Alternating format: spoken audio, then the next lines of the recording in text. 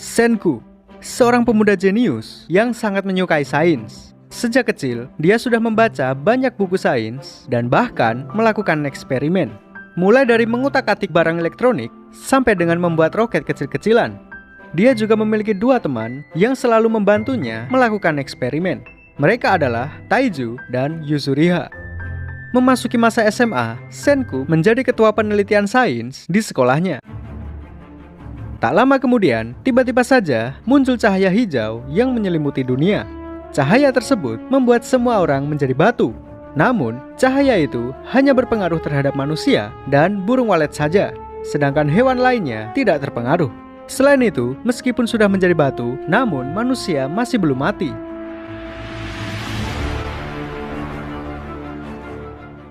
"3.700 tahun telah berlalu semenjak umat manusia menjadi batu. Senku pun akhirnya terlepas dari pembatuan. Begitu terbebas, tentu saja dia berpikir cara untuk bertahan hidup. Hal pertama yang dilakukannya adalah membuat benda tajam dari batu. Setelah itu, dia membuat tali dari dahan pohon, lalu dirangkai dengan kayu sehingga menjadi alat pemantik api. Dia juga membuat tombak yang digunakan untuk berburu. Namun sayangnya, kekuatan fisiknya cukup lemah. Menyadari bahwa dia mempunyai fisik yang lemah, Senku menggunakan kecerdasannya untuk membuat jebakan dan akhirnya berhasil menangkap seekor rusa. Peralatan dari batu, api, dan juga makanan berhasil didapatkan. Tahap selanjutnya adalah membuat tempat tinggal dan pakaian. Dalam beberapa bulan, Senku akhirnya berhasil memenuhi kebutuhan dasar manusia. Setelah itu dia berpikir untuk mencari bantuan dari orang lain, karena bertahan hidup sendirian adalah sesuatu yang sangat melelahkan. Selain melelahkan, pada dasarnya manusia adalah makhluk sosial. Jadi, sehebat apapun Senku, tetap saja dia membutuhkan interaksi dengan orang lain. Lagi pula, semakin banyak manusia, maka semakin mudah juga untuk bertahan hidup. Orang pertama yang dicari Senku adalah teman masa kecilnya, yaitu Taiju. Namun, dia masih belum mengerti bagaimana caranya lepas dari pembatuan. Dia berpikir bahwa dia bisa terlepas karena pengikisan alami. Lalu kenapa hanya dia saja yang terbebas, sedangkan orang lain tidak? Dia pun menyimpulkan bahwa ada faktor eksternal. Kemudian, dia pun menyadari bahwa saat menjadi batu, tubuhnya berada di dekat gua. Dia memasuki gua itu dan menemukan tetesan air yang tercampur dengan kotoran kelelawar. Kotoran kelelawar tersebut membentuk senyawa kimia yang disebut dengan asam nitrat. Kemudian, dia mencoba meneteskan asam nitrat pada sedikit rambutnya yang masih membatu. Ternyata, dugaannya benar. Asam nitrat berhasil mengkorosi batu pada rambutnya. Setelah itu, dia langsung mengumpulkan cairan itu, lalu menyiramkannya kepada Taiju. Namun, di luar dugaan, cairan itu tidak bisa memecah batu pada Taiju ataupun orang lain. Lalu kenapa asam nitrat bisa membebaskan Senku, akan tetapi tidak dengan orang lain? Karena pada saat menjadi batu, Senku tidak berhenti berpikir. Selama ini, dia selalu menghitung detik per detik sehingga dia bisa mengetahui sudah berapa lama dia menjadi batu. Tetesan asam nitrat ditambah dengan energi otaknya yang selalu berpikir menyebabkan pengikisan pada batu. Hal inilah yang juga menjelaskan kenapa pengikisan batu dimulai dari kepala. Senku tidak punya pilihan lain. Dia membawa Taiju ke dalam gua dan meletakkan tubuhnya di bawah tetesan asam nitrat. Dia hanya bisa berharap bahwa Taiju akan bangkit dengan tekadnya. Taiju mungkin seseorang yang cukup tolol, namun dia memiliki semangat yang kuat untuk bertahan hidup. Selama dia menjadi batu, kesadarannya tetap terjaga sehingga asam nitrat berhasil membebaskannya dari pembatuan. Setelah terbebas, dia menemukan pesan dari Senku yang tertulis di pohon. Dia mengikuti petunjuk itu dan akhirnya dia bertemu dengan Senku. Semenjak Taiju terbebas, beban Senku menjadi semakin ringan. Segala pekerjaan yang membutuhkan otak akan ditanggung oleh Senku, sedangkan pekerjaan yang membutuhkan otot akan ditanggung oleh Taiju. Kemudian, rencana Senku yang selanjutnya adalah mencari tahu bagaimana caranya untuk membebaskan orang lain dari pembatuan. Kunci utamanya adalah asam nitrat. Dia masih harus mencari cara supaya asam nitrat bisa digunakan untuk semua orang. Karena tidak semua orang memiliki energi otak seperti Senku ataupun semangat juang yang tinggi seperti Taiju. Kemudian Senku berpikir untuk membuat zat kimia yang disebut dengan nital. Nital bisa didapatkan dengan mencampur asam nitrat dengan etanol. Etanol sendiri bisa diekstrak dari alkohol. Lalu tiba-tiba saja Taiju mempunyai ide untuk membuat alkohol dari fermentasi anggur. Kebetulan pada saat dia mencari makanan, dia menemukan banyak sekali anggur liar. Setelah 3 minggu lamanya, akhirnya anggur mereka sudah menjadi wine.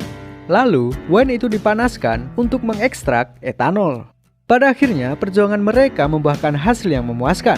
Mereka melakukan uji coba kepada burung walet dan berhasil membebaskannya dari pembatuan.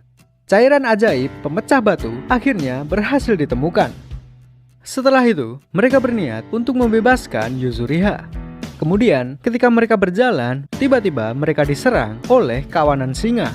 Seketika itu juga, mereka segera melarikan diri. Kemudian, Taiju mempunyai ide untuk membebaskan seorang laki-laki yang dijuluki primata terkuat yang bernama Shishio Tsukasa. Mereka tidak punya pilihan lain. Mereka hanya bisa meminta bantuan Tsukasa untuk melawan singa tersebut. Setelah berhasil terbebas, Tsukasa dengan mudahnya membunuh singa tersebut dengan tangan kosong.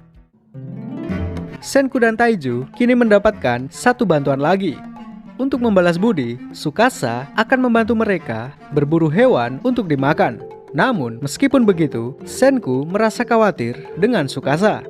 Dia adalah manusia terkuat. Bagaimana jika nantinya dia berubah menjadi jahat? Dalam dunia batu ini, Tsukasa tidak terkalahkan. Hal ini membuat Senku diam-diam berencana untuk membuat senjata. Jika suatu saat Tsukasa berubah, maka Senku bisa melawannya dengan menggunakan senjata tersebut. Keesokan harinya, saat mereka berada di pantai, Tsukasa menceritakan tentang masa lalunya. Waktu itu, dia sedang mencari kerang untuk adiknya. Lalu, tiba-tiba saja, seorang pria menghajarnya dengan alasan bahwa Tsukasa telah mencuri kerang-kerang tersebut. Kejadian inilah yang membentuk karakter Tsukasa sampai sekarang. Dia menganggap bahwa semua orang tua sangat serakah dan tidak layak untuk dibebaskan dari pembatuan. Dia takut jika nanti peradaban kembali normal, para penguasa dan orang-orang kaya akan menindas orang-orang yang lemah. Dia tidak mau jika dunia batu yang sekarang ini dikotori oleh orang-orang yang menurutnya busuk. Dia menganggap bahwa dunia batu ini adalah kesempatan untuk memperbaiki dunia. Bahkan, dia juga tidak mau jika dunia ini kembali modern seperti sebelumnya. Menurutnya, jika teknologi menjadi modern, maka manusia akan berperang dan hanya akan merusak dunia ini sama seperti di kehidupan yang sebelumnya. Oleh karena itu, dia meminta Senku untuk membangkitkan orang-orang pilihannya saja. Namun, justru sebaliknya, Senku berniat untuk membebaskan semua orang dan memajukan teknologi modern. Hal ini pun menimbulkan konflik antara Senku dan Tsukasa.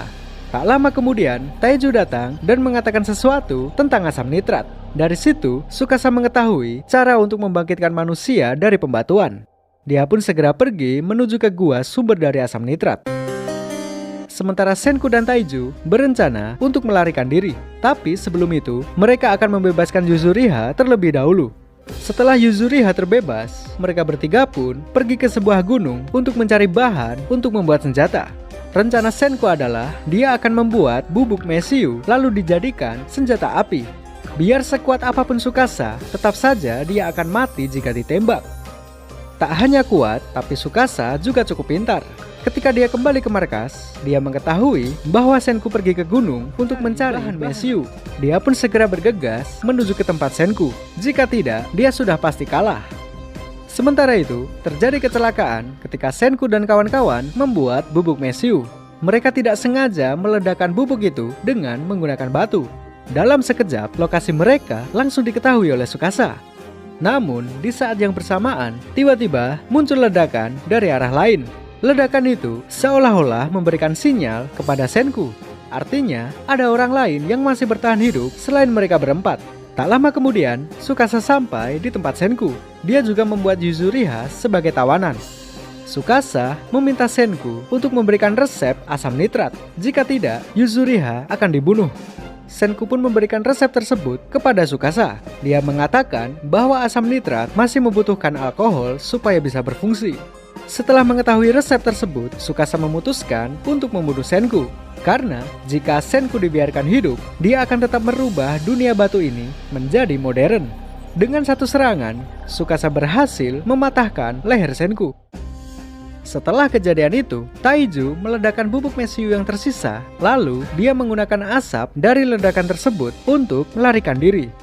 Setelah menjauh dari Tsukasa, Taiju mencoba memberikan pertolongan pertama kepada Senku. Namun, semuanya sia-sia saja. Kemudian, dia menyadari bahwa di leher Senku ada bagian kecil yang masih menjadi batu. Kemudian, Taiju menyiramkan cairan asam nitrat pada leher Senku. Lalu, yang terjadi adalah syaraf pada leher Senku berhasil pulih bersamaan dengan hancurnya batu pada lehernya. Hal ini berhasil membuat Senku bangkit dari kematian. Setelah itu, Senku menyusun rencana baru untuk menghadapi Tsukasa. Dia meminta Taiju dan Yuzuriha untuk bergabung dengan Tsukasa sebagai mata-mata. Sedangkan Senku akan mencari orang yang sebelumnya mengirimkan sinyal asap. Pada akhirnya, mereka pun berpisah. Mulai dari sini, Tsukasa akan mendirikan kerajaan sesuai dengan idealismenya. Sedangkan Senku akan mendirikan kerajaan yang berfokus pada sains. Di sisi lain, Tsukasa bertemu dengan seorang wanita yang bernama Kohaku. Kemudian, tiba-tiba saja dia langsung menyerang Tsukasa. Ternyata, Kohaku adalah orang yang sebelumnya mengirimkan sinyal asap. Dia menyerang karena sebelumnya dia melihat Tsukasa yang membunuh Senku. Tsukasa mencoba menganalisa dari mana Kohaku berasal. Dilihat dari wawasannya, Kohaku menyebut sains sebagai sihir. Artinya, Kohaku adalah orang primitif. Dia bukanlah orang modern yang terbebas dari pembatuan. Berdasarkan hal itu, Tsukasa memutuskan untuk tidak membunuhnya. Dia hanya mengincar orang-orang dengan ilmu sains, supaya dunia ini tidak menjadi modern seperti sebelumnya. Dia pun membuat Kohaku terjebak di